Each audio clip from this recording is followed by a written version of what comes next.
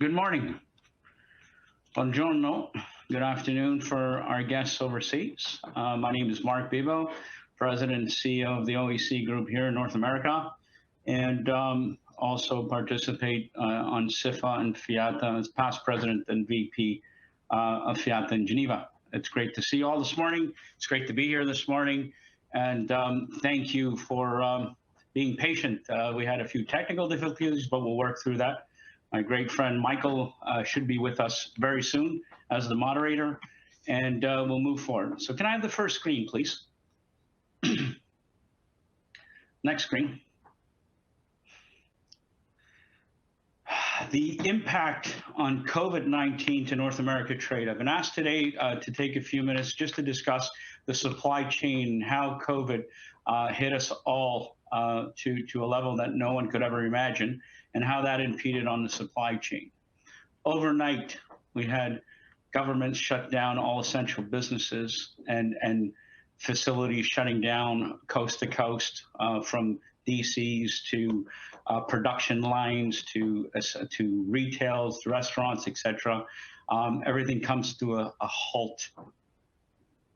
Our mass layoffs and furloughs that companies had to realistically have a game plan because of mitigating costs and looking at how it's impacted our business and what we had to do.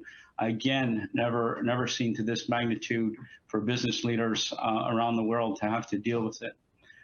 Port congestions that we had when it came to origin service, because COVID hit Asia first and foremost in the first quarter, right around Chinese New Year, and things came to a halt there very rapidly. So we had to deal with mass units of equipment and cargoes that could not move. Carrier diversions, again, where there was planned supply chains and product that had to come to market that we could not in any way or form fathom where it would end up, how it would get here, when it would get here. And then we were hit with a port strike here in Quebec and in Canada that just added a lot more pressure to the system. And our economies, our businesses, and our supply chains came to a halt. Panic sets in, confusion is the new normal, and business leaders and government leaders aligned have to work relentlessly 7 days a week around the clock to really adapt to the new normal. We had to make sure that the safety of our people, our citizens, and our employees were paramount and try to figure out what the new normal would be. And that, I can tell you, as the CEO of my group and passionately involved in the supply chain around the world, was not an easy task for anyone involved. Next slide, please. I'm going to focus on two major sectors today because I don't have much time. So we'll look at what has impacted our globe in the supply chain. First and foremost, the air freight. Approximately 90% of all international passenger flights got grounded within 7 to 10 days. 92% of the cargo, as per the CEO of IVADO, said that the cargo still remained in the system and had to move somewhere. Freighter prices escalated to over $1 million to $1.5 million per flight, just on the Trans-Pacific route alone, just based on unprecedented demand and no supply. The PPE craze dominated every single kilo available around the globe on government procurement programs and pharma companies to try to get these essential products and services to market. The shortage of freighters and the high demand of PPE really dominated our market, leaving no room for general cargo or commercial goods to move at any reasonable price. It was cost prohibitive as a whole, and it was challenging just to get on the flight. Back in June, where a lot of companies actually came forward and put their passenger freighters back into productions by reconfiguring planes, by taking their seats off and going forward, that helped with the capacity. It helped the financial revenue of our carriers, and it kept them in the game. And that has been honestly a savior to transportation on the air side and getting products, specifically in the commercial vertical, to get product to market. On the marine sector, We went from first quarter, if I take Trans-Pacific or even Asia to Europe, we went with a complete collapse because Asia shut down their production lines. Asia didn't reopen. Asia got hit by COVID in a very, very severe way. And we went from an unprecedented, not seen to the history of containerization of blank sailings, both on the TPE and on the Asia-Europe side, and even globally on other trades. That created an imbalance of equipment that has a domino effect that we're living today in the real world that no one could expect or no one could imagine. Carriers' cost escalation went through the roof, and in turn, today we're paying unprecedented high rates never seen in containerization today. We have no equipment to move goods. We have congestion backlogs that go up to 4 weeks. And we have an increase in general goods and demand of 7% year over year that hasn't been seen in the industry for over 20 years. This is creating havoc in our supply chain, and it's creating a lot of pressure on cost and us to actually keep a consistent flow of goods coming forward. Next slide, please. How does technology come into play? We had to adapt very, very quickly on remote work. We had to really overnight look at how we would keep the safety of our employees from COVID as paramount. We had to look at using technology and still keep the lights on and still keep our businesses going, still keep our supply chain going, and at the same time, keep connected to our customers and our revenue streams globally. Companies were ill prepared for this, ladies and gentlemen. Companies were not used to the remote working at this magnitude and in this critical mass globally. So we had to adapt to very quickly the Teams of the worlds, the WhatsApps of the worlds, the Google Chats of the worlds, and Skypes as a new normal to communicate and get a flow of goods going forward. At the same time, keep in contact with our customers and making sure we do the best we can on their supply chains. Distance learnings became a big, big win on the technology front from a compliance and governance point of view, and actually transferring knowledge to employees, our network, and our production lines, distribution centers, so we can keep our people current, we can keep them up to speed on safety and health and welfare, and we can keep our businesses alive. Digital and contractless payments. The world became, in the supply chain, overnight, almost a cash business. The larger organizations, the global multinationals who can actually facilitate that through electronic payments, didn't have too much of a challenge. But the small and medium-sized companies that were thrown into this sort of lion's den where you had to pay for all transactions moving forward, specifically on the air freight side, where you could not get on a plane or you could not move any PPE shipments without prepayments, or you just didn't get your cargo just didn't move. So you have to use services like pay cargo, electronic transfers, prepayments, and you know, anything that could actually transact payments with your vendors and suppliers. On the international front, it was difficult because you really didn't have a guarantee of what was going to happen after you sent your money out. But on the local front, for local truckers, distribution, terminals, and handlers, they also wanted prepayments, and you had to be able to adapt to their payment programs. So technology here, again, played a very important role. The supply chain 4.0, companies had to convert quickly to cloud computing and SaaS services.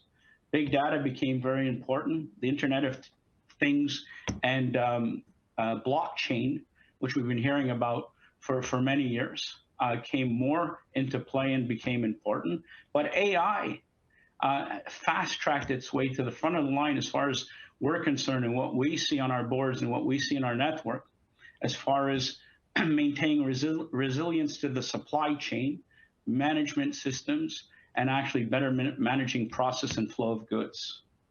3D printing had an injection, but again, we all know that 3D printing has a specific niche and market in the marketplace, but it's nothing of any large production.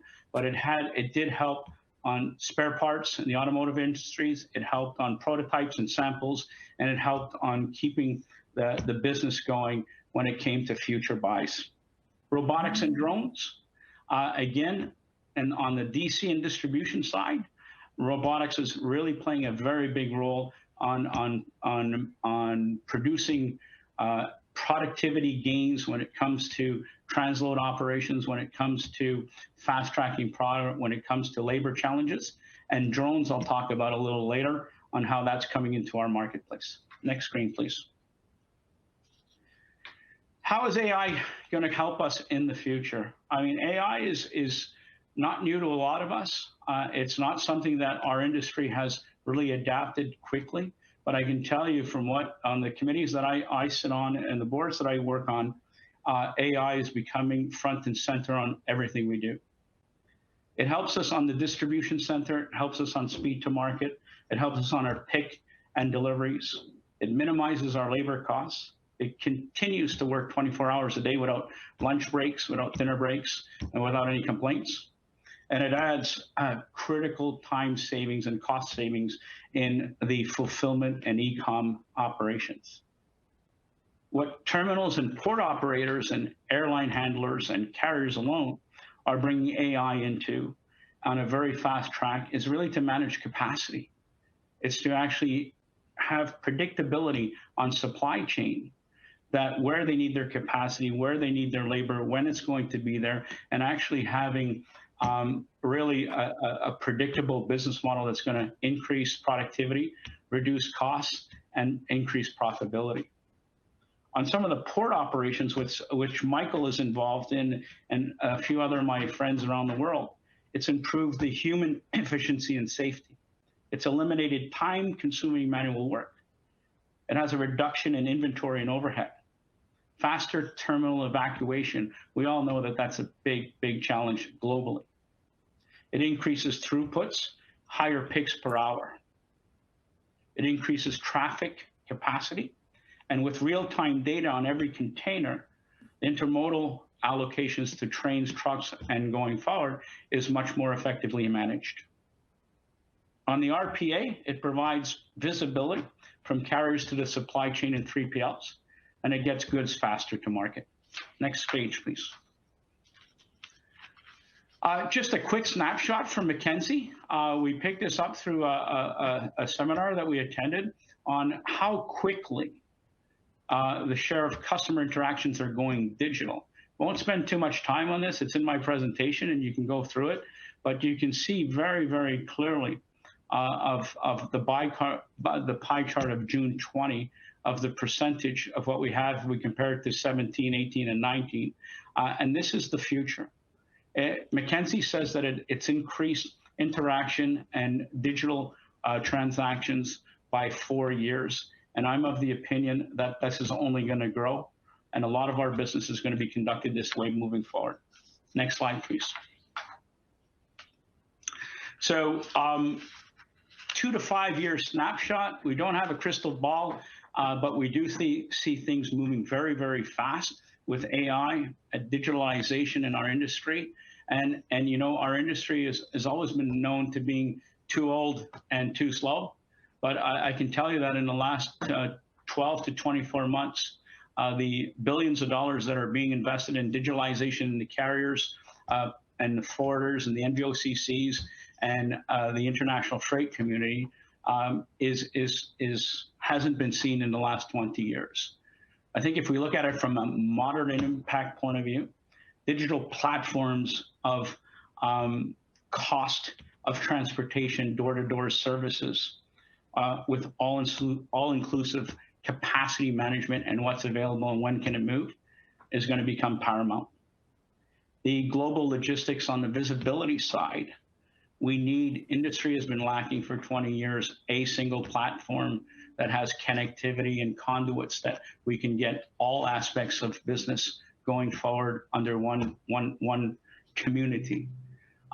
Seeing or visibility alone has incremental value.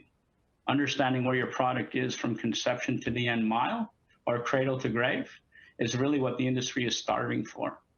So the AI community, the digital community, and the technology community have to come together and share on one way or another how we can get that visibility from start to finish or to the end mile. Real-time transportation visibility platforms, they exist, but they're not all real-time. That we need improvement there. And web-based portholes, I think that in the next probably 5 to 10 years, our industry may become a SaaS to a large extent, because with technology, with AI, and with digitalization, it's going to take a lot of the manual processes that we have right now, especially when it comes to documentation, document flows, and standardizations between countries, governments, and processes. But I will forewarn you that digitalization alone is not going to do the work. You need an international network that's sophisticated, that's modernized, and you need subject matter experts and professionals that dedicate their life and careers to supply chain, that will be complemented by AI, that will be complemented by technology, and that will assist us to have a comprehensive solution that's fast, that's effective, that's time sensitive, and consistent flow to market. Next slide, please. Nope, sorry, I'm reading it from paper. Back, thank you. High impact on the drones activities. Drones is making a major move in the world today. There was a lot of hype over that over the years, but I can tell you with experience with our own group, and I'm involved in it, in this technology and this mode of transportation as a group and as a company, it's going to come fast and furious. The MOTs and the DOTs and the authorities continue to butt heads over traffic rights and the safety challenges that they have going over heavy populated areas or main cities. But I think as we get more sophisticated, as AI comes into the picture, as safety requirements get checked off the box, I think drones will play a very big role in moving not only light cargo, but medium-sized cargo. It's going to save lives. It's going to get pharma to market. It's going to get PPE to market. It's going to get test results to market. And it's going to move cargo over heavy densely populations. It's going to add value. We're involved in a very quickly in the first drone First Nation project that's bringing much needed supplies, pharma and PPE in Ontario from the mainland to the island. It's a 6-month program that's been commissioned by our group, Air Canada and Drones Canada. And it's operating right now. So if you ever have a minute to see what drones can do to save people's lives or keep our Indigenous communities getting their product when they need their product, I think that's a perfect example of how the future is going to go. And on the Internet of Things, applications that are being used within our group, and what I see day in and day out, is really the sophistication in DCs and supply chain, on speed to market, on getting products through the DC quickly, and time is of essence. So on that note, please, I'd like to say thank you. I probably went a few minutes over 10 minutes. I'm sorry if I did, but I enjoyed this. I'm honored to be part of this distinguished crowd. And Michael and team, if you're there, thank you. Yep. And we wish you all a safe day. Wear your masks, be safe, and keep those hands clean. God bless. Thank you. Marc, thank you. It's Michael Fratianni. I'm not sure if you can hear me, but Marc, you're still online? Yes, I am. Hi, okay, Michael. Wonderful. Well, listen, it looks like the moderator had certain privileges disconnected by the technical team, and then I can only join in by phone. They've given me access by phone. I guess they don't like the color of my tie, perhaps, this morning. But I still love it, Mike. Don't worry. Well, thank you. I apologize to everyone for the delay. We had a technical glitch, but Marc, thank you for pitching in. I'm sure your presentation was very enlightening and very interesting. I had a nice introduction for you, but anyway, so good morning to all. Buon pomeriggio to our Italian attendees, and again, welcome, benvenuti to this great event, and thank you for joining us. My name is Michael Fratianni. I'm CEO of Montreal Gateway Terminals Partnership, a leading container terminal facility here at the Port of Montreal. It's an absolute pleasure, albeit a little bit late, to be moderating the session.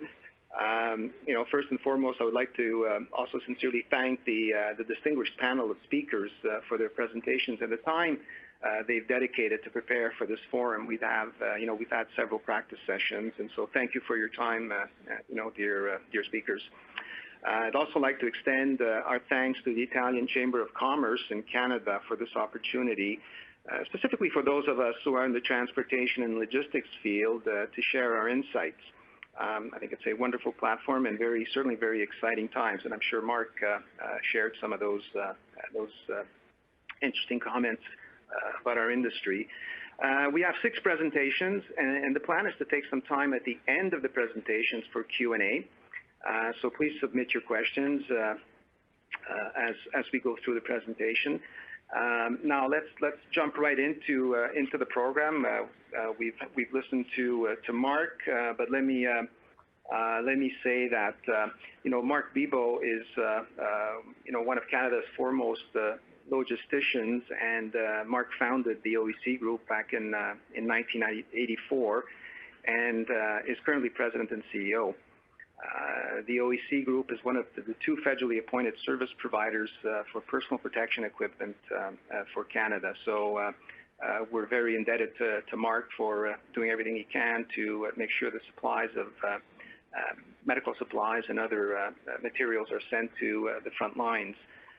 The company he runs provides fully integrated transportation and 3PL logistics services, as well as IT solutions to global multinational corporations. So we couldn't have had a better speaker to kick off the session. So Marc, thank you. Maybe you can give me a private session later on at some specific time.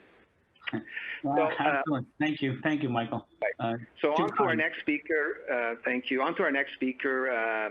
So intermodal transport links, different service providers of different modes of transport.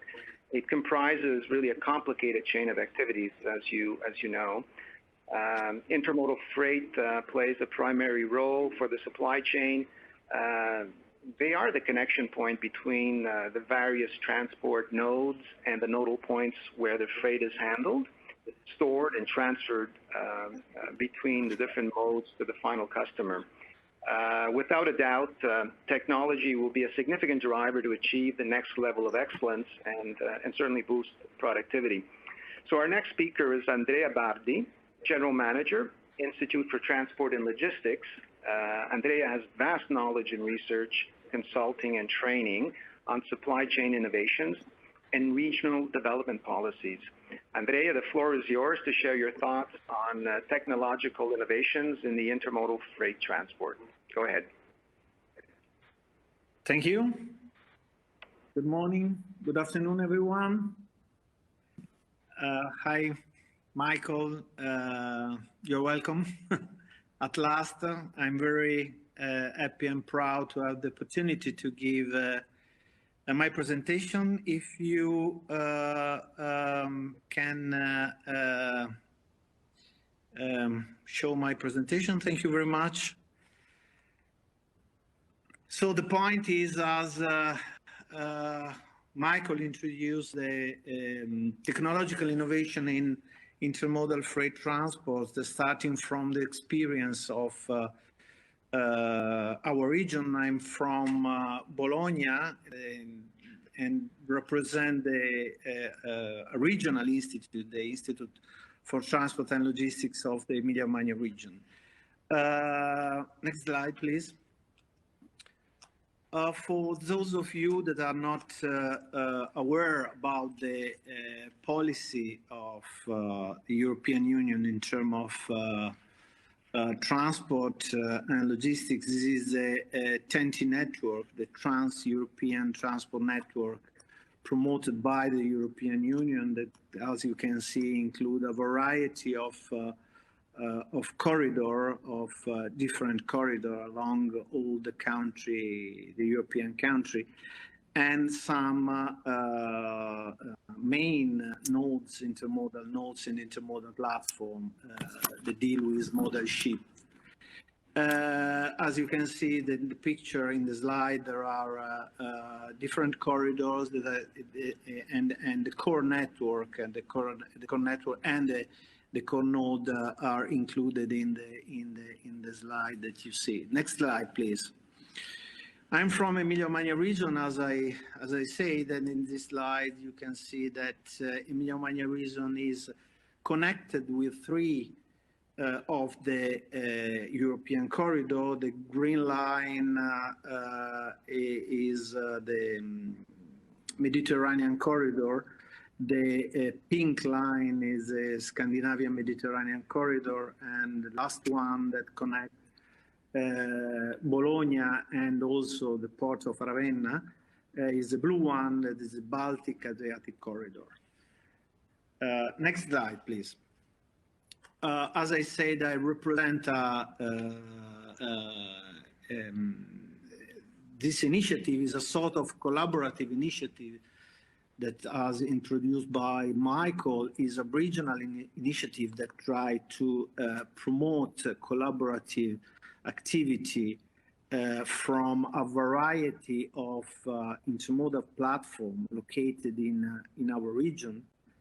Intermodal platform that include obviously the Port of Ravenna in the eastern part of the region, and two freight villages that are the Interport of Bologna, the freight village of Bologna, that is a capital city, and the freight village of Parma, and other 6 rail terminals that deal with the modal shift. One of the main policy of the Emilia-Romagna region is to promote modal shift, and this is an initiative that wanna push modal shift thanks also to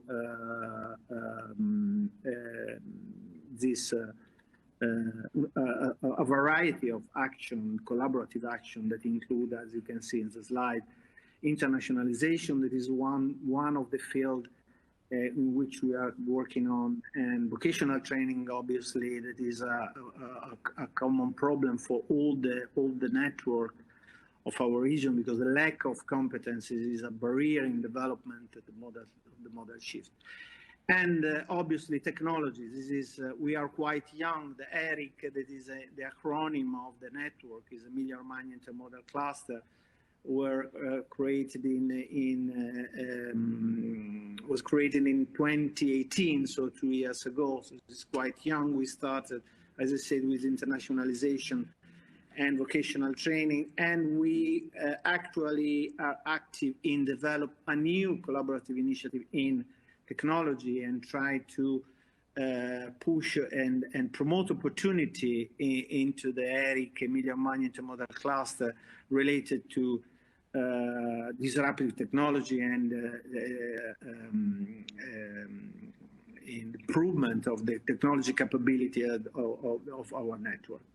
As you can see, the network as a whole moved a quite large amount of freight, 44 million tons per year, and move 25,000 train per year. That is quite a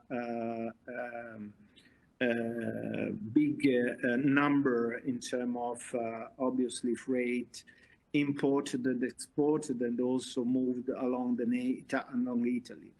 Let me just underline one of the point. Obviously, the spectrum of technology is quite large, and we started to think about which can be the best technology and the best solution, and in particular, which use case may be interesting for the development of the technology evolution of our cluster.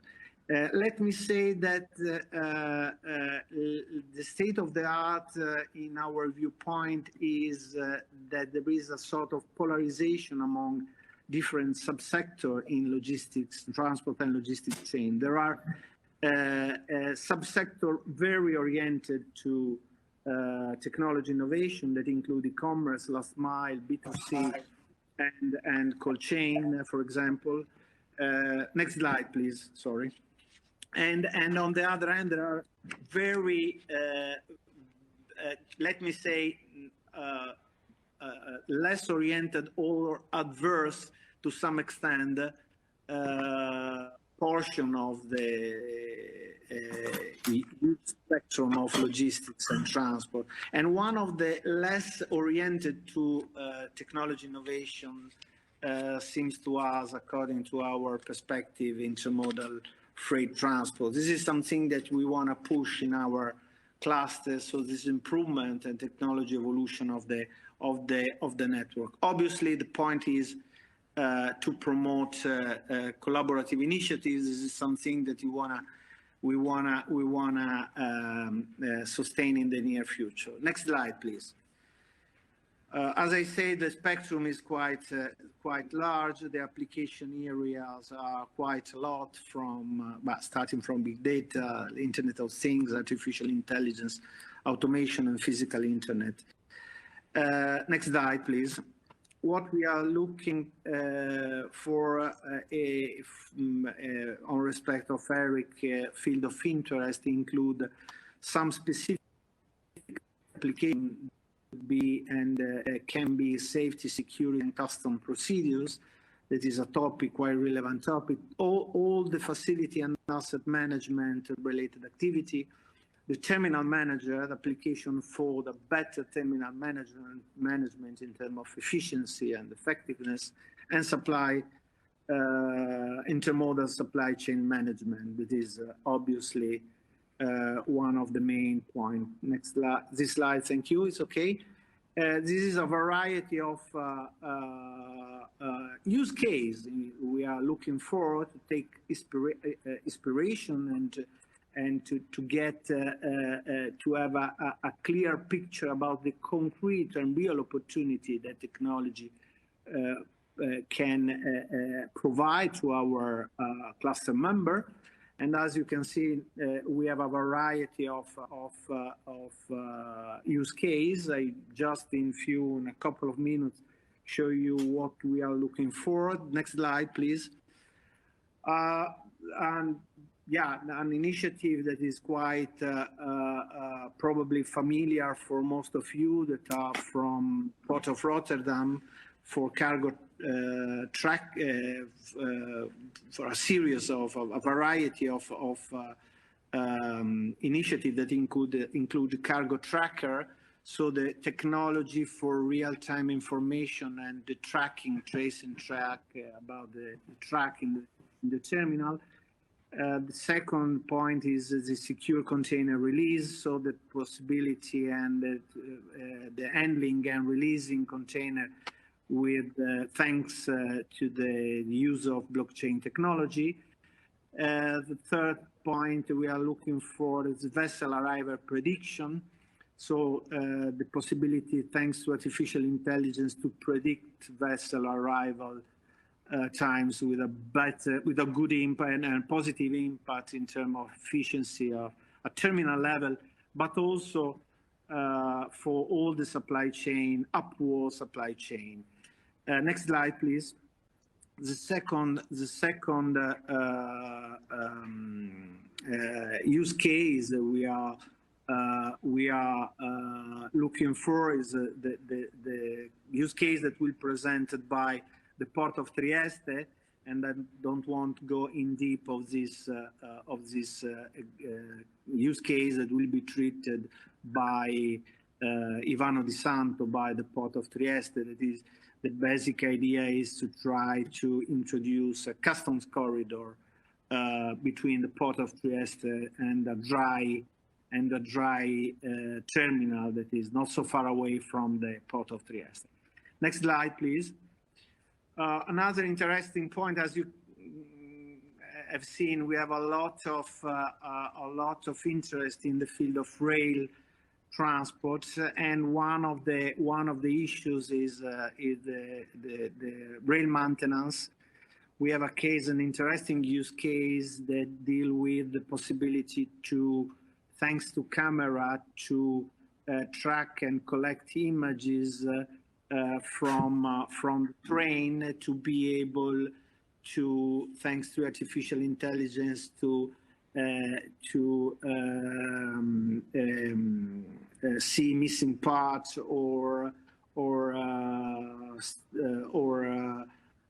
corrosion problem related to corrosion to the train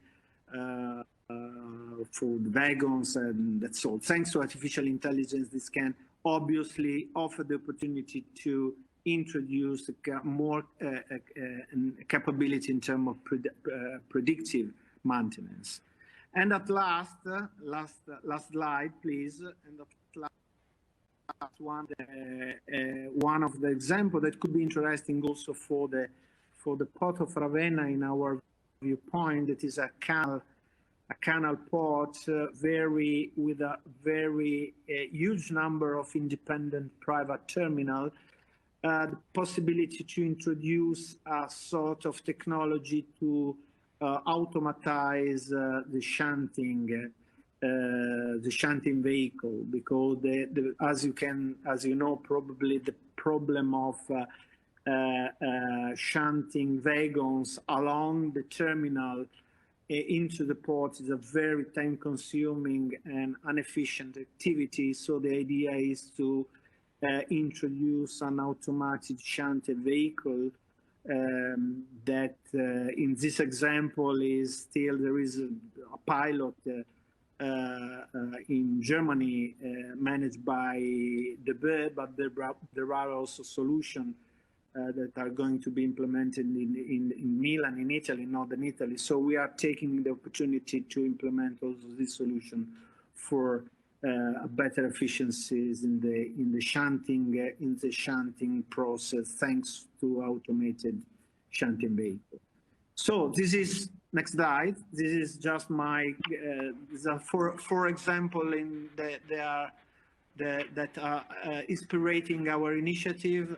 Thank you again for the possibility for giving this speech, and please listen the other speaker for the viewpoint. Thank you very much again.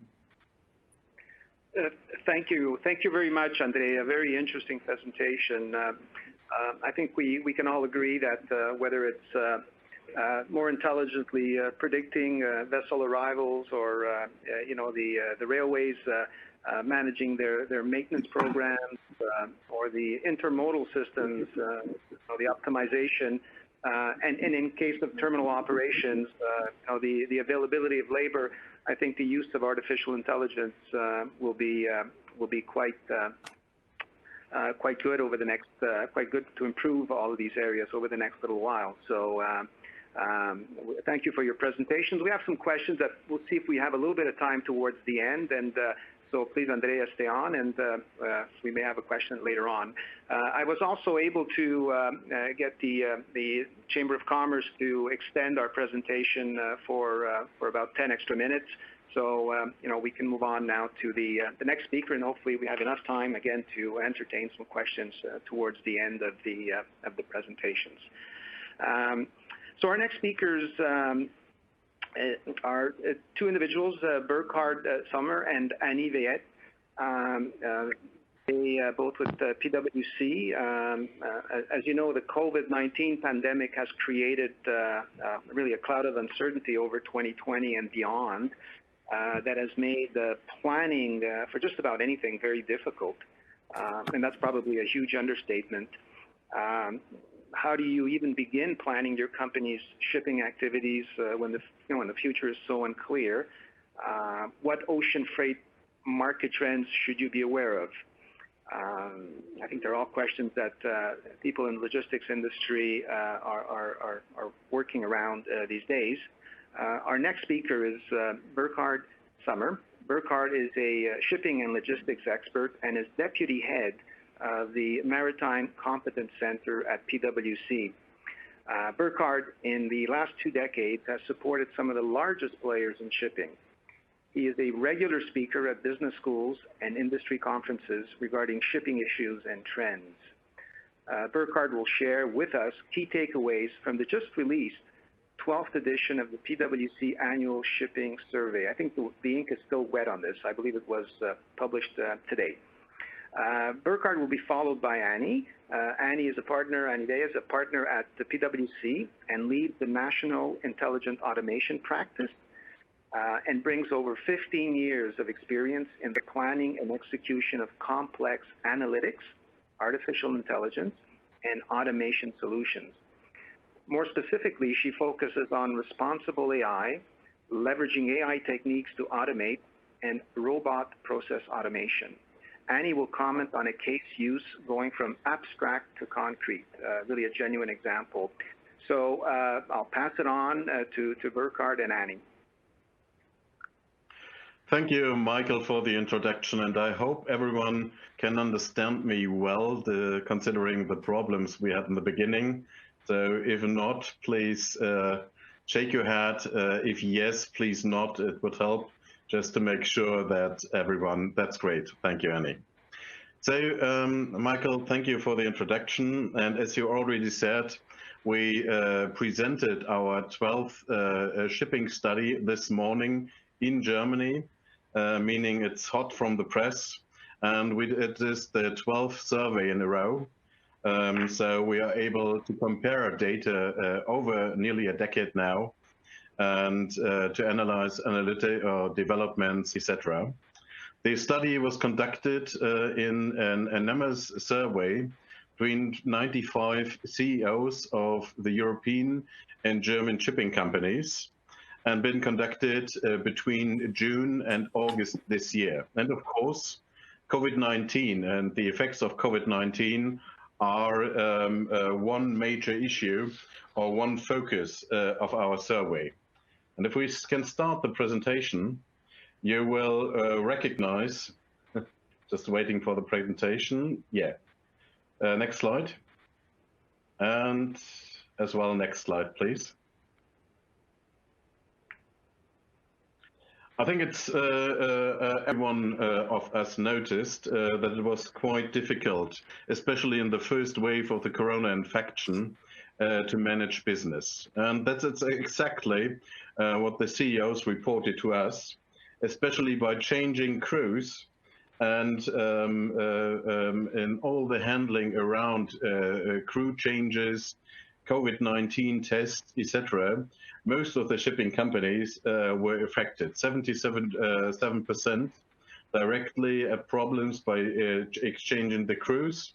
And most of the companies conducted regular COVID-19 tests on the crews.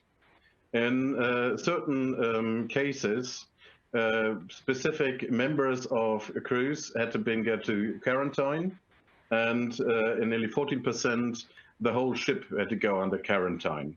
Considering that we have a mixture of all kinds of ships, and looking at the press releases at that time, it wonders not that these were as well cruise ships as well trade vessels. So this is reflected even in the survey and in the information from the CEOs. Nevertheless, and despite all challenges, it was possible to guarantee the fuel support of the vessels in nearly every port. Most of the companies, 91%, reported that they had no problem by guaranteeing fuel supply. As well, it was no problem for them to supply the crews with beverages, etc. And what was a little wonder, but nevertheless fits into the topic of this presentation, or this day, most of the companies even had no problems by sending the people to home offices and keep business going. On the other side, just to evaluate on these 19%, you have to consider that we as well have small companies with less than 10 ships, up to 10 ships in the survey. And it is easier to switch a smaller corporation to go on home office than, for example, a larger one, like an MSC, like an Hapag-Lloyd, etc. If you want to move 2,000 people from your land organization and keep them working from home office, this is a challenge. Nevertheless, the companies managed this kind of challenge. And even when we look at customs handling, when we look at punctual clearance of cargo. Despite all these challenges, despite all discussions around COVID-19 and the problems, we can say that even if there were delays, that the whole supply chain worked, and it worked in nearly all regions of the world, despite the fact that we have had challenges due to COVID-19. Nevertheless, looking at the next slide, please. The expectations of the market participants when it comes to cargo development, when it comes to the economic development as a whole, people become a little bit more pessimistic and more skeptic how it might develop in the future. Even with now in that kind of market where we see that charter rates and freight rates are recovering, and in combination with low fuel prices, lead to a very profitable situation for especially most of the liner companies at the moment.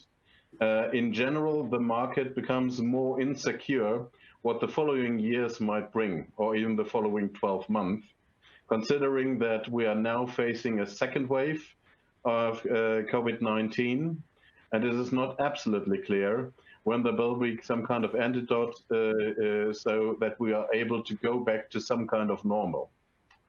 So that's the reason where people get a little bit more pessimistic when it comes to future projections. When we are looking at, next slide, please, at the direct effects, we ask for what would happen to globalization. Will trade lane shift?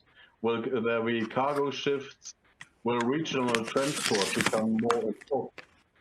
I think one big takeaway is that a lot of companies, or the majority of companies, expect that regional traffic will regain importance. Therefore, larger trade lanes will lose its importance, so production plants will be redeployed, not fully, but some kind of way near to the consumer market, so that local production will gain importance again. If you ask if it is something which will be for a longer time or only a short-term effect, then we see a clear split up between those companies operating in short sea traffic, doing feeder business, feeder transport. Those companies expect this development to be a long-lasting one. And you can imagine what the larger ocean carriers normally say. They expect it to be only a short-term development, going back to normal when COVID-19 and the crisis will be handled, or the crisis will be solved.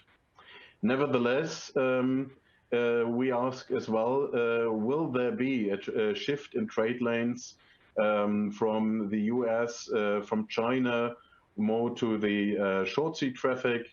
On short term, the expectation is yes, there will be a shift, but on long term, the industry is clearly undecided if it will be a long-lasting development. And if we come to the next slide, considering what are the key takeaways, and you can imagine we are not publishing a study of, 4 or 3 slides normally. So the full study is around 80 pages with a lot more information and insights, but I take away only the extracts which might set the scene for Annie and the, let me call it, digital part of our presentation. But if we just draw a conclusion on what we get information from the CEOs, from the shipping companies, we can say most of the companies were able to solve the first wave of Corona quite well.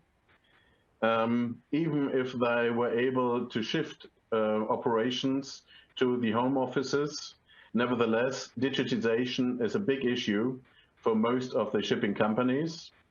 That it was, not that problematic to shift people from the offices to the home offices is one proven example of the fact that we are on a way of more and more digitization in the shipping business, as well as in the port and terminal business. Nevertheless, it is still a way to go, and it needs investment and a clear strategy from the companies to adapt to this development. When it comes to market forecasts, as mentioned before, they are skeptical. The shipping industry is skeptical, despite the fact that we see a recovery in charter rates and freight rates, but we all can't see what might happen in the next 6 months, if it is as well a long-lasting recovery of charter rates and freight rates, or only a short burning fire. I think the next month will bring more clearance on that. But despite all discussions around these COVID-19 issues, shipping industries still have its usual issues. We have, as the port and terminal business, as all transport business, new challenges due to environmental requirements became more and more over the years. We have the task to get carbon-free in a certain amount of time, and therefore need ideas, investments, what might be the next fuel, etc. And of course, this had to be financed. Therefore, financing, renewing the fleet, make it more sustainable, is still a big issue all over the world when it comes to shipping vessels, and shipping operations. But one thing, I think, next page please, is clear. The crisis is a clear accelerator to digitization. If anyone was denying the fact that digitization is necessary and had to be supported, and there had to be digital devices, processes, strategies implemented in companies, I think the crisis now proves that digitization is a way to make our supply chain more resilient and more stable, more secure than in the old way of working compared to years before. So I think the way we are on is a good way, but we still have miles to go. And Annie would present one part of, how to say it, of the tools to use to improve current processes.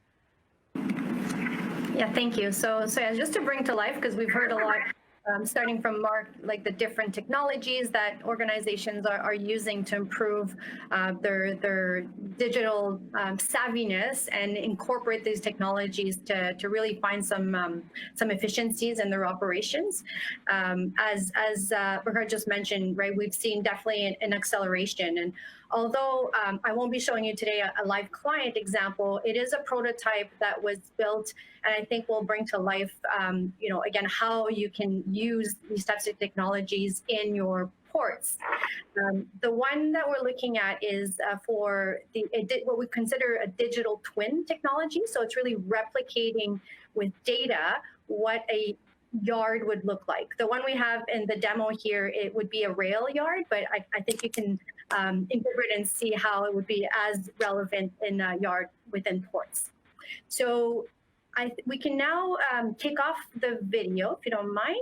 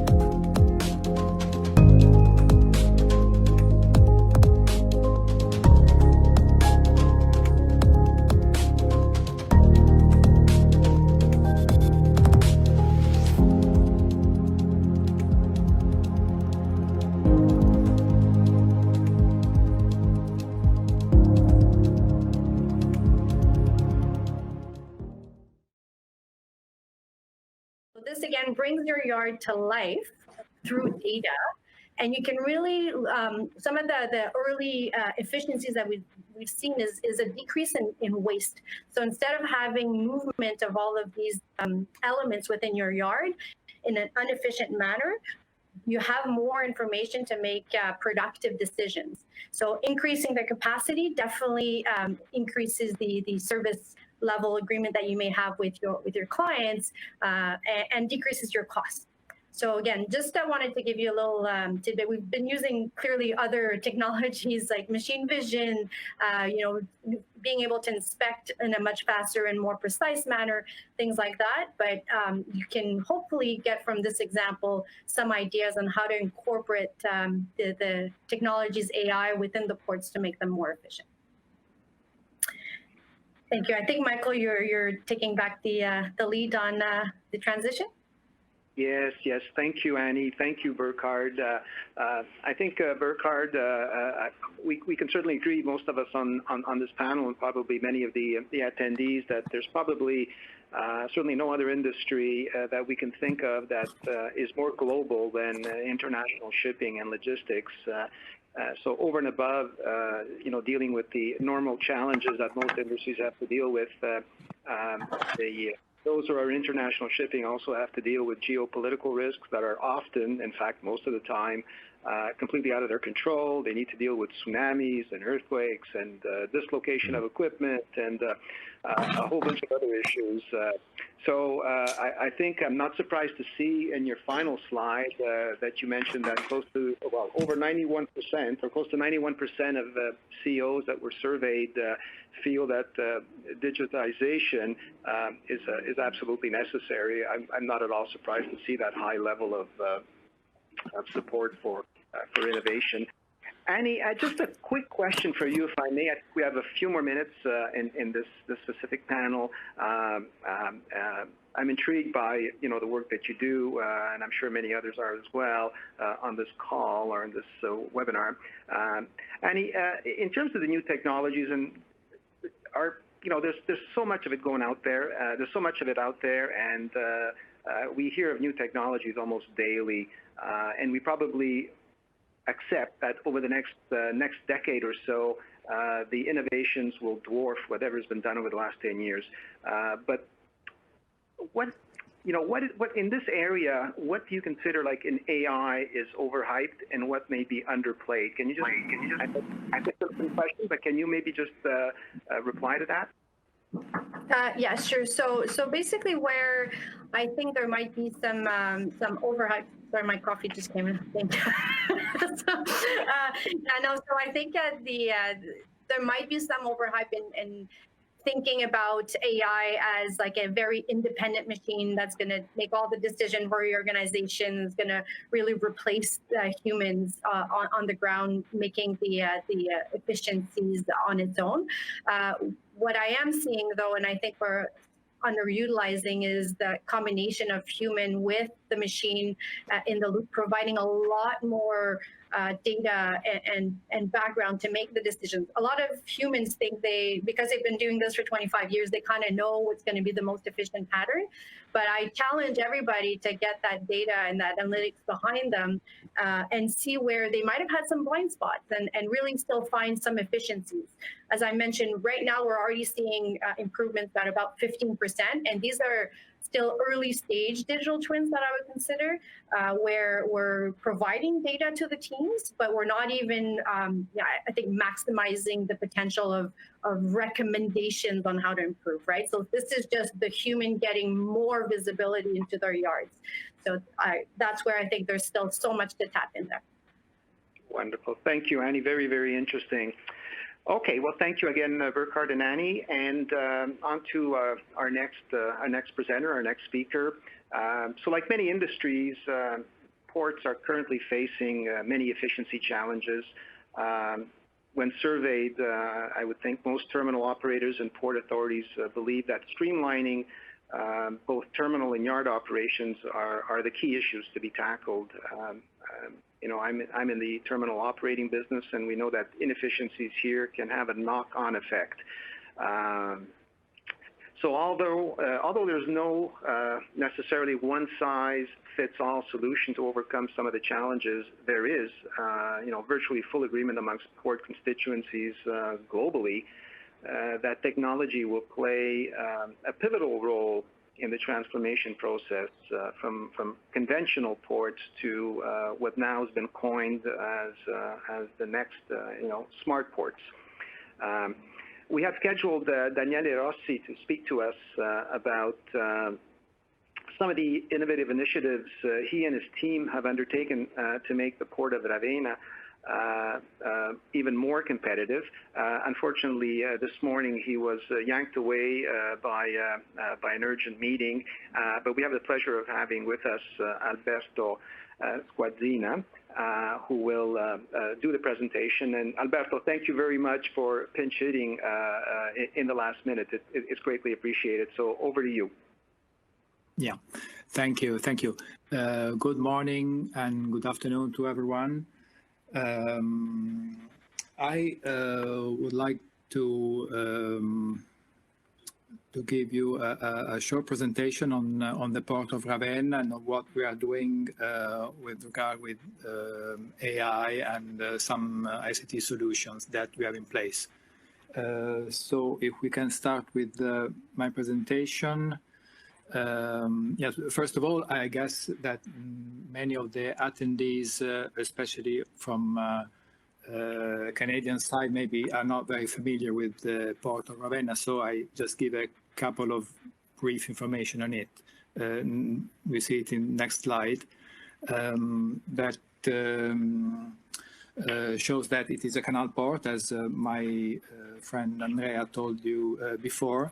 There are several port operators, about 27 terminal operators, and it is a port that is specialized in importing of raw materials and exporting of finished goods, finished products. So all the imports is mostly in solid bulk cargo, liquid bulk cargo, general cargo, not in containers, and some, of course, also in containers. But export, of course, is almost 100% in containers. And so this is gives you a first idea of what the port is. It's Ravenna is in the Adriatic coast of Italy. Adriatic Sea is the sea between Italy and the former Yugoslavia, so Croatia, the Balkans, in the north side of Italy. It is the port of the Po Valley, so the heart of the industrial area in Italy. So it is, for the average of Italian ports, it's quite a large port, also in the considering the Mediterranean. Next slide. We see, yes, that as I told you before, as it is specialized in importing raw materials, it is in Italy the one of the most important in handling, of course, of solid bulk cargo and general cargo, I told you. But as Mr. Fratianni said right now, the numbers of the port alone don't mean much, and we have to accompany the infrastructural development of the port with a development in technological solutions that help a seamless flow of goods and, of course, of the documents that accompany the goods. We signed a couple of weeks ago a huge contract for us, which is of about 200 million euros for dredging the port, building and upgrading some of the existing quays, building a new quay for a container multipurpose terminal, and then also make available huge areas for logistic activities. So all these infrastructural investment doesn't make sense if there is no technology helping on the other side. So AI in the Port of Ravenna is following, let's say, is addressing two main branches, as already has been said by my colleagues before. So there is a branch that deals with sensors, robotics, Internet of Things, and it has to deal with all the electronic devices to detect conditions in the port. It is a canal port. It is 13 kilometers long, so it is an infrastructure that needs to be controlled and monitored continuously for the safety and security of the navigations and of the operators. So there are several sensors detecting weather condition, rain, infrastructural conditions, the characteristics of the structure of the quays, for instance, and other are coming. We will start in a few weeks testing drones able to detect the how do you say it? The depth of the water. As it is an artificial port, there is the problem of the depth of the water. So instead of commissioning very onerous operations by boats with a crew on board, drones can do that. The other branch is that of ICT solutions. So if we see next slide, we can see this is the grid of the fiber cabling that we carried out in the last 3 years, let's say. We also connected pieces of cables that were displaced by other operators, and now all the grid is public. And this is very important as the sensors, for instance, of course, transmit their information through this grid. The other branch of solutions in terms of AI is that of information and communication technology, mainly. In this respect, next slide, please. In this respect, it is important what we developed, as most of ports today, in terms of a port community system, a platform that allows the operator to interchange information among themselves, but mostly between the private side and the public side. The most important actors on the public side in Italy, and I guess also in Canada and all over the world, are the customs and the harbor master. In Italy, in Europe, in the European Union, regulations from customs and the harbor master have come from the European Commission, especially on the customs side. Unfortunately, several regulations, national regulations from the member states, survive and make some trouble, giving a bigger burden of work to the operators, both on the customs and the harbor master side.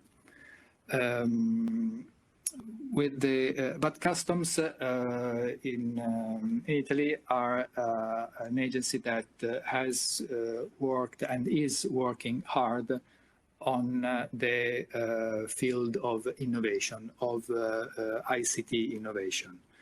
And so, for instance, we heard something already from other panelists, something regarding the customs controlled corridors.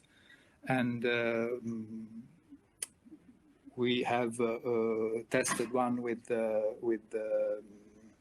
the dry dock, the freight village of Bologna, and another innovative solutions from the customs is that of the so-called clearance at sea, which means that some kind of goods can be custom cleared while still in navigation, while still approaching the port.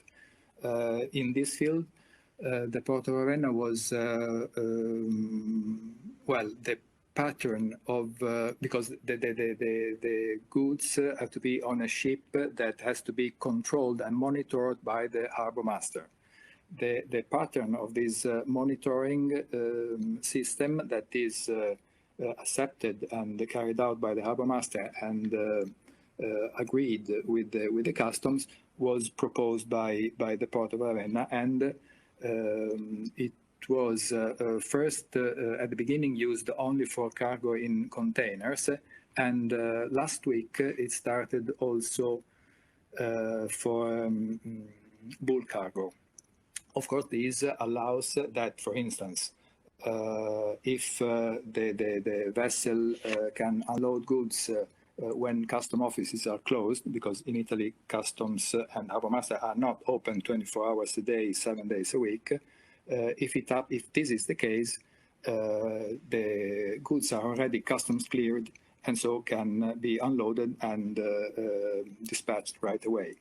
And so it is quite an important thing. Other things that we did has to do with gate automations, especially in the container terminal. This and what else? So I told you, we can see next slide. I told you that the port community system is the heart of the. It is the instrument that the port built to allow all these exchange of documents. Now we have about 500 operators, companies registered, more than 2,000 users, and with regard with the customs, we have about 100,000 documents transferred via the port community system a year. And in the future, we are planning to include the rail transport in the port community system. So together with transport road haulage that is connected with the port community system in order to know if the goods are ready, if they can go to the port terminal to unload or load the cargo. Also with the railway companies, that will be possible. And last thing I would like to say is that also again on an idea of the Port of Ravenna, the customs is trying to accept the collection of port dues automatically via the port community system, which is also an important thing that, especially in the COVID-19 era, allows shipping agents not to move too much and bring paper from the harbor master to the customs and back to the harbor master to show that they have paid. So if all these can be done electronically with a smartphone, is a really important help for the port community. Thank you. Thank you very much, Alberto. Thank you for sharing all this information for us on the Port of Ravenna. Very interesting projects up ahead. Certainly, disruption is occurring faster than ever before in the port business, transportation, and logistics. The world is moving from physical to digital, from wasteful to sustainable, and delayed to instantaneous, and from manual to automated. So even a 200 million euro project in dredging, has to give some consideration or significant consideration to the technology side of it. We're running a little, so thank you again, Alberto. We're running a little bit tight on time. So the next two speakers, we may have to maybe just accelerate a little bit. So our next speaker is Ivano Di Santo. Inland and dry ports most likely do not come immediately to mind when we talk about innovation. Today's cities are facing mobility and logistical challenges. As urbanization continues, local governments are under considerable pressure to increase the quality of life in their cities. Being part of these metropolitan and continent-spanning logistical chains, the seemingly unappealing inland ports are being called upon to use traditional modes of transport in innovative and really sustainable ways in order to tackle our 21st century challenges. So Ivano Di Santo, who joined the Port of Trieste in 2011, is head of the Digital Port Unit. As CIO, he has been instrumental in placing the Port of Trieste on the short list of Italy's high-ranking ports for their rate of technological innovation and for their whole IT vision. Ivano will share the Port of Trieste's Giuseppe Meduri Customs Corridor project, truly a genuine example of how ports are leveraging technology. So Ivano, over to you. Thank you. Good afternoon to everyone, and welcome to this presentation that I didn't see. Okay, thank you. That define the theme of the smart road created in the hinterland of the Port of Trieste. Next slide, please. This project is called the Giuseppe Meduri Corridor. It was dedicated to him after his passing. Giuseppe worked intensely on the design that led the Port Authority and the Italian Custom Agency, supported by INA's company, Sogei, in which Giuseppe worked, to the drafting of completely new rules to manage customs control before the arrival of the goods by road. Next slide, please. To clarify and better understand the need to create a smart road, it is necessary that the operating model of the Port of Trieste is unique in Europe. The International Free Port of Trieste is an extra custom area.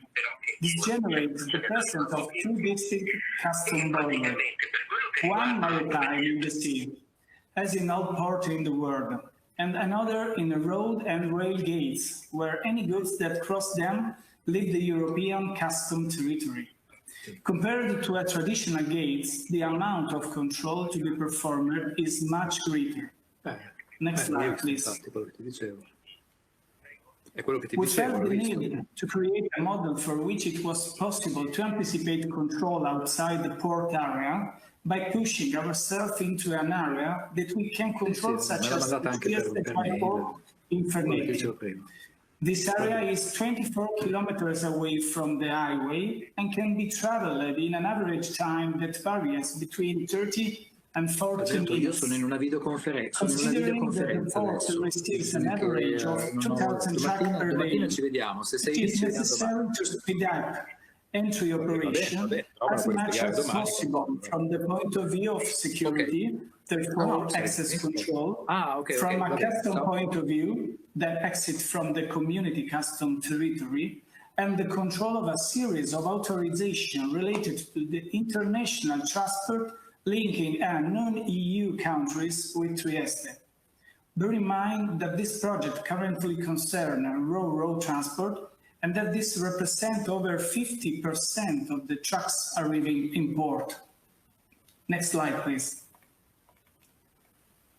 In this slide, you can see the final route of the journey that the truck travels on the highway, where you will find the white dot, and enter the most important entry point of the Port of Trieste, named Gate 4. Next slide, please. In the slide, you can see a photo from a few years ago in which the queue for entering the port was constantly too long and complex to manage. It should be considered that in that period, the time of entry into the port with the execution of all the checks took between 10 and 15 minutes. The checks were completely paper-based. The queue of 30 vehicles forced the last driver to wait many hours. Unacceptable time. Next slide, please. The constant queue that was created did not allow a correct management of entrances. The Port of Trieste appears to be a city port. The photo inserted in this slide showed the presence of houses too close to the tracks. The attention of the city toward issues such as noise, pollution, and road safety is very, very high. Next slide, please. The need arose to carry out a profound revision of the process of arrival of the vehicle in port. There are 4 parties involved in this project in the area: the Port Authority, the Trieste Inland Terminal Inferneti, ANAS, which is the manager of the road that connects the dry port to the port and site, and CITE, the Bologna company, which will be responsible for installing optical fiber, the OCR portal that will provide infrastructure support operating system. Next slide, please. It should be emphasized that Trieste has a cohesive port community, which collaborates in solving problems.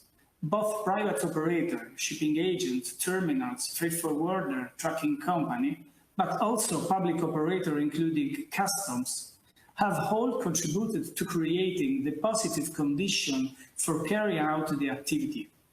We have therefore started a series of preparatory activities for the smart road. The first of the modules necessary to activate this function is the notice of arrival, with which information related to the journey of the vehicle is anticipated in our system. This module will be operational at the end of this year. Another important module is the one contained within our port community system, the Sinfomar, which manages the buffer areas, of which Fernetti is the most important. In this module, we have carried out the reception of the truck in the freight village, which becomes part of a white list from which the terminal select and accept the vehicle intended for them and then embarked. By the end of the year, CITE ends the installation of 27 kilometers of optical fiber intended exclusively to connect the infrastructure of the portal, and the artificial intelligence system will be completed. Next slide, please. To simplify this project as much as possible, we can say that we want to make the connection between 2 gates of the Port of Trieste, one of which is located 24 kilometers away. When the truck is ready to leave because it is accepted by a terminal, the port community system sends the trip data to the customs systems. The truck is inserted into the corridor and gets the reading of the transit in 5 distinct points. The first and last are respectively the gates of the port and the dry port. Using the concept deriving from the Formula 1, there will be portals that will read the split times. The portals will continuously read the data, anonymizing them, of the passage of the whole vehicle in the segment, so as to be able to determine an average travel time. One of the portals will be installed a device capable of detecting the weather condition at that specific point. Trieste is a city famous for a wind called Bora, which strongly slows down the journey of the vehicle. Even rain, ice, and accident can lengthen the travel time. To this infrastructure, it is necessary to add a system for defining the length of the queue at the entrance to the port based on a specific devices. The goal of this complex system is to ensure that trucks that have complied with the rules and have not altered the load can easily enter port, even if their journey takes longer than expected. Next slide. In this slide, you can read a simplified version of the formula which the entire please turn back in the slide. Where is the formula? Thank you. In this slide, you can read a simplified version of the formula, which the entire artificial intelligence system is based. The average travel time between the dry port and the port, TT, travel time, is equal to T1, T2, and T3, and plus weather condition portal and portal gate queue. It is compared with the time of the single tracks. If the condition of lesser equals occurs, then the trip is eligible. Next slide, please.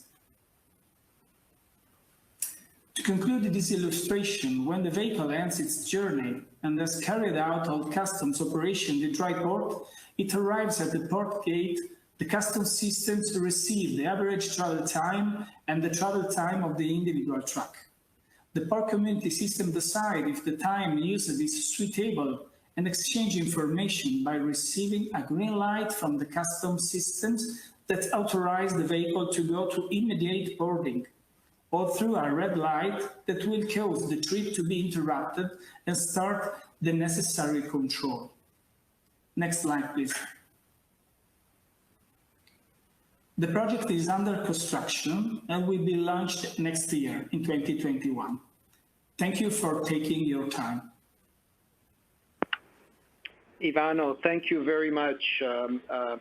And I'm glad we're using artificial intelligence to figure out these simple formulas. I'm not sure the human mind would be perfectly fit to do that very quickly anyway. And you're absolutely right. Thank you for sharing that with us. Ivano, here in North America as well, as ports get more and more, congested and busy, the option of inland ports or dry docks becomes more and more of a reality, in fact, a necessity.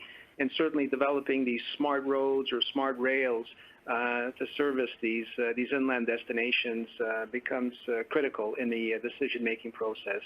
So thank you for sharing this wonderful presentation with us, and it may be a template for us going forward.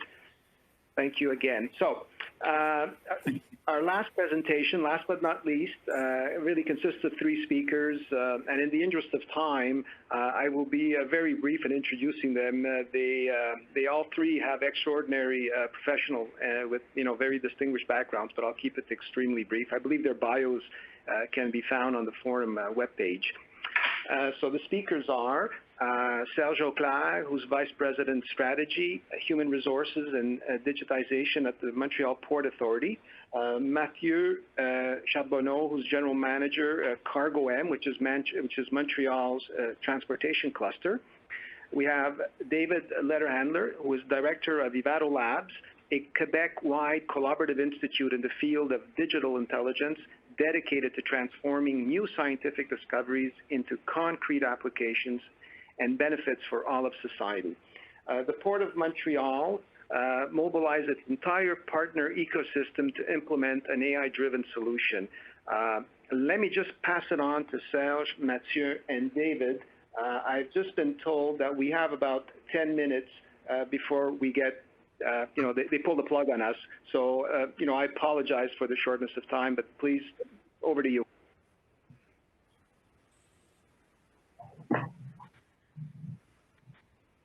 Serge, do you want to take it over? Mathieu? Yes, I think so. On mute. Yeah. Good morning, everyone. Sorry for that. So this morning we're presenting to you a solution that we have introduced a couple of months ago, and that is directly related to COVID-19. And maybe we can start the presentation.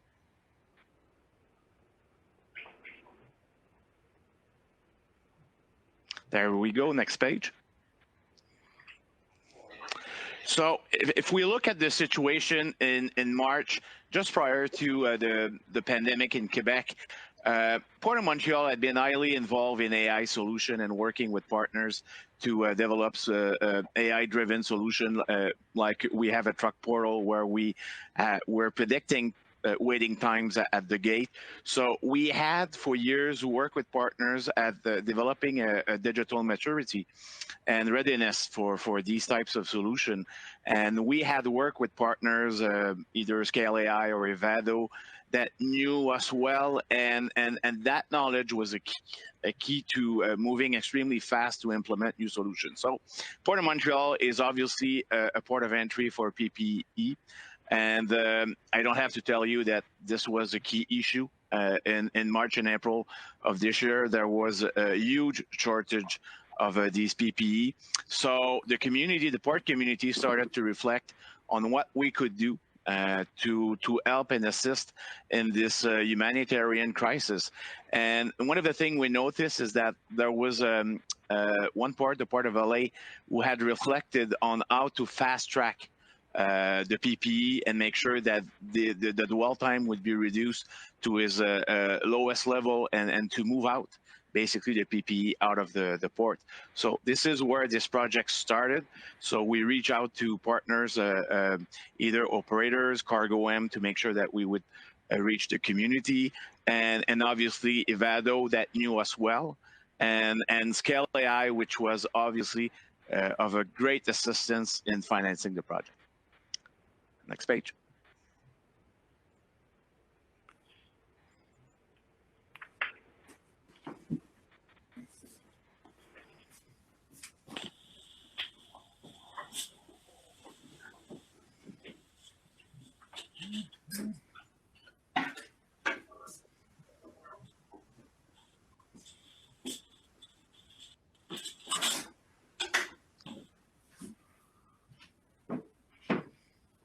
So we normally have a video at this stage, so I'm not sure if it's we're able to play that video right now. Yeah.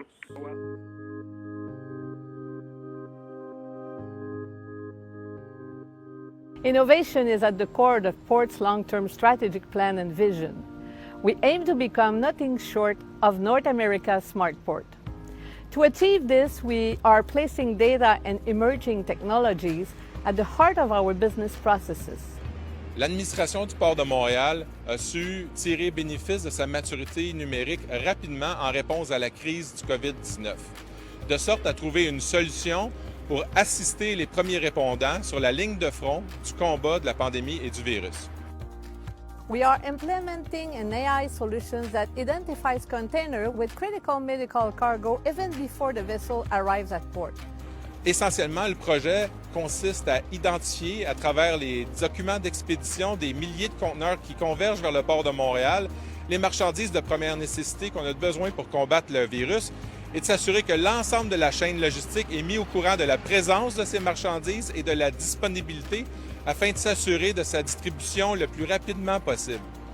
Un des grands défis, c'est qu'il y a une surabondance de données et on a besoin de temps de réponse qui sont très courts. Et donc, on a besoin d'algorithmes pour rapidement traiter cette information-là, extraire ce qui est vraiment pertinent et arriver à soutenir la prise de décision. And we do this by combining methodologies from two different fields, what we call operations research, that focuses on optimization of decisions, and from machine learning that focuses on the prediction of the uncertain aspects of our system. Ça nous donne l'opportunité de prendre du data, de l'information qu'on a en abondance ici dans le monde portuaire, dans la chaîne logistique, et de la transformer en intelligence. Alors, on est capable de faire un service qui est plus rapide et surtout dans le contexte du COVID-19, c'est vraiment un outil qui est indispensable. The tool that's being developed right now between the Port of Montreal, Scale AI, and IVADO Lab really involves all stakeholders in all modes of transportation, including rail, trucking, maritime, and air freight. They will see that utilizing the data will help in their day-to-day life in moving freight in a more efficient and faster manner. Pour nous, c'est une fierté de faire partie d'un projet comme ça qui va aider l'approvisionnement de la chaîne médicale parce que si ça peut aider à sauver des vies et à s'assurer que le matériel est là en temps opportun, c'est sûr que pour nous, c'est un bénéfice qui est vraiment intéressant à avoir.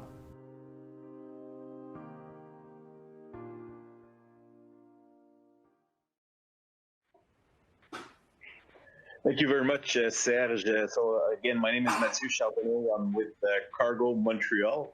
I'll just take a few seconds. Obviously, it's a great tool that's being developed with many stakeholders.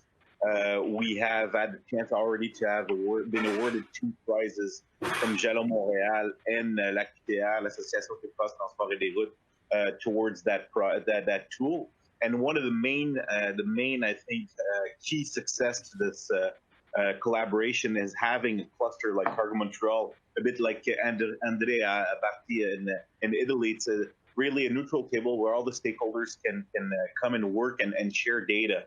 So we've been working obviously with the terminals, but also with the maritime lines, MSC, OCL, APAC Lloyd, CN and CP on the rail side, and on the trucking side as well. Companies like Robert, Simard, and D-Square have been part of that tool. And the idea is to utilize those big data that are available and really putting into concrete solution and projects. And obviously behind it is the financing. So Scale AI, which was created as part of the federal government innovation supercluster innovative initiative. The Montreal-based Scale AI consortium acts as a hub of investment and innovation to accelerate the rapid adoption of AI. That supercluster has nearly 120 partners, including IVADO Labs, Port of Montreal, Cargo Montreal, and the idea is to finance up to 50% AI projects in their companies, from a few $100,000 to multi-million-dollar AI projects. And we've seen direct and concrete projects with Air Canada Cargo, Remote Logistics, and the Port of Montreal as well. So my main key and main point here is that to have a neutral table to help collaborate is also essential in a project like this one. I'll pass it along to David. Thank you, Mathieu. So on this specific page, I'd like to speak a little bit about what we use as methods to find the medical cargo that we're looking for. So just a quick overview on how this works. Basically, the Port of Montreal received a lot of unstructured data on the vessel content. So we received the data in advance. And what we wanted to do is to be able to fine-tune this data through AI NLP. AI NLP being the natural language processing algorithm, basically being able to find needles in a haystack in the vast amount of data that we have at the port. Ultimately, what we wanted to do is to make sure we find the right ventilators, the right masks, the right gloves, and obviously not, the Star Wars mask, not the baseball mask, or not the bottle of wines. So maybe some people will argue that wine is essential, but our first priority was to find the medical cargo that was critical for all Canadians. So on the next page, we really quickly developed a dashboard to identify every single container that had those critical cargo. What's important to know is that we wanted to make sure that the tool learns how to flag, let's say, the false positive items. So we embedded in the tool a feature that a user, so what we call a human in the loop, will make sure that it sanitizes the results, and in time, the tool will be able to learn and see the patterns in terms of data and find the right critical cargo. So very happy and very pleased to be here to be able to talk about this project. We did this in a very, very short period of time, about 10 weeks, and now we're live with the Port of Montreal and we're looking for the next steps of this initiative. Wonderful. Thank you so much. Yeah, well, listen, I'm going to have to wrap it up. I really apologize. We have about 45 seconds left. So thank you, Serge. Thank you, Mathieu. And thank you, David. This has been a remarkable project, and I know it's getting traction around the globe. So congratulations to all those who have put a lot of effort into this, delivering it in such a short time. Us in logistics and transport, we have experience in dealing with unexpected issues, and so despite the technological issues we had at the beginning of the program, we managed to complete it. We cannot entertain any questions, but I promise we will get back to you with replies on all the questions that have been submitted. I want to again thank the speakers. Really very grateful for your time and for all your presentations, which have been all very insightful. And I want to leave you maybe with this concluding words that there is no other way to describe it. AI and digitization is really revolutionizing the world of logistics. That may sound like a mere cliche, but tech, like no other time in recent history, is fundamentally changing the way freight moves around the world. So stay tuned. We are in for a very exciting journey. Thank you to all the attendees. Thank you to the Italian Chamber of Commerce, and have a wonderful day and stay safe. Thank you. Bye-bye.